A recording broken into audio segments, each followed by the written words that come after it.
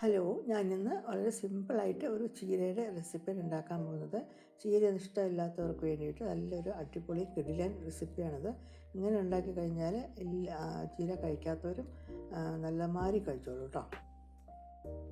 ഈ ഡിഷ് ചപ്പാത്തിക്ക് ഒപ്പം കഴിക്കാനൊക്കെ നല്ല രുചിയാണ് കേട്ടോ അത്. അപ്പോൾ ഞാനിത് എങ്ങനെ ഉണ്ടാക്കിയെന്ന് നോക്കാം. ഇത് ഒരു കെട്ട് ചീര എന്ന് വെച്ചാൽ ഒരു 1/4 കിലോ ചീരയാണ് ഇതിനകത്തുള്ളത്.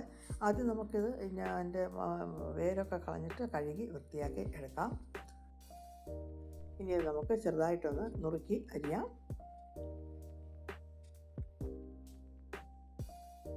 എൻ്റെ ചാനലൊന്ന് സബ്സ്ക്രൈബ് ചെയ്തേക്കണം. വീഡിയോ ഷെയർ കമൻറ്റൊക്കെ ചെയ്യണം കേട്ടോ.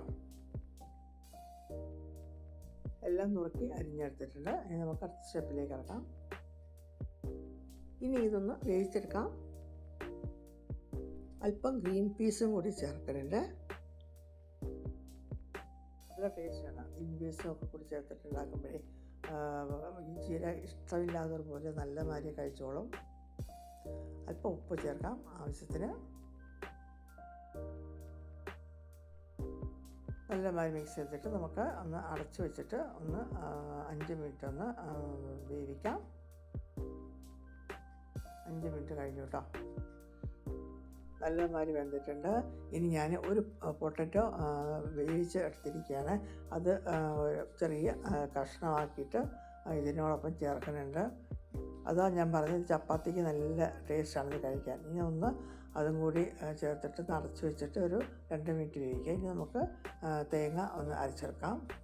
ഞാനൊരു 1/2 കപ്പ് തിരുമ്മിയ തേങ്ങ എടുത്തിട്ടുണ്ട്. ആവശ്യത്തിന് മുളക് പൊടി ചേർക്കുന്നുണ്ട്. പിന്നെ ഒരു മഞ്ഞൾപ്പൊടിയും കൂടി ചേർത്ത് 5-6 അല്ലി വെളുത്തുള്ളി. തോരന് അരയ്ക്കുന്ന കണക്ക് നമുക്കിതൊന്ന് ബ്ലെൻഡ് ചെയ്തെടുക്കാം. ഇനി നമുക്ക് ഈ സബ്ജി ഒന്ന് മിക്സ് ചെയ്യാം നല്ല മാതിരി.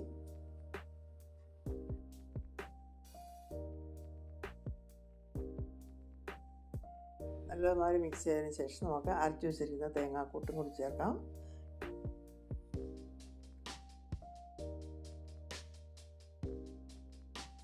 തേങ്ങയുടെ കൂട്ടും എല്ലാം ചീരയും എല്ലാം കൂടിയിട്ട് നല്ല മാതിരി ഒന്ന് ഇളക്കി ഒന്ന് മിക്സ് ചെയ്യണം.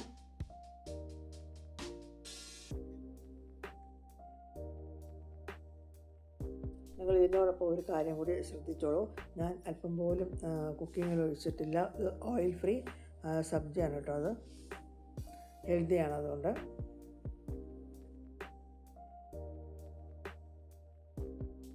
അപ്പോൾ നമ്മുടെ ഈ സബ്ജി റെഡി ആയിട്ടുണ്ട്. ചീരത്തോരൻ റെഡി ആയിട്ടുണ്ട്.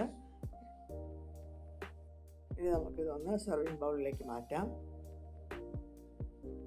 ചപ്പാത്തിക്കൊപ്പം ചോറിനൊപ്പം ഒരുപോലെ കഴിക്കാൻ പറ്റുന്നതാണ്. അപ്പോൾ ഈ റെസിപ്പി ഒന്ന് നിങ്ങളൊന്ന് ട്രൈ ചെയ്ത് നോക്കാം കേട്ടോ. ഇനി മറ്റൊരു നല്ല റെസിപ്പിയായിട്ട് ഞാൻ വരുന്നുണ്ട്. Okay, by.